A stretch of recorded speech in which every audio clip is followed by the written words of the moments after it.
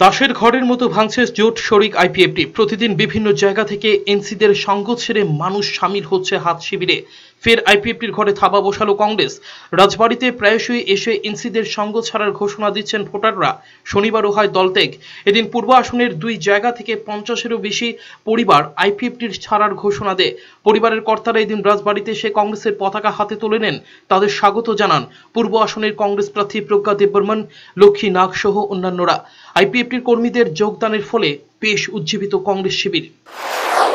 हम लोग का यहाँ पे अच्छा ज्वाइनिंग हुआ है, आईपीएफटी से हुआ है और ये हमारे दो जगह से हुए हैं, काफ़ी 50 फैमिलीज, तो इससे भी हमारा काफ़ी उम्मीद बढ़ गया है। सभी को अभी देखने में आपको पता चल रहा है कि लोगों को बिल्कुल डेस्परेशन हो गया है अभी रूलिंग गवर्नमेंट के लिए, तो इसीलिए सब जोर से हमारे यहाँ पे कांग्रेस में ज्वाइन कर रहे हैं। मोर देन दैट, तो फिर you can imagine it will be at least over 1000 people you can say. तो रोज ही हो रहा है ऐसा हम लोग का। ठीक है,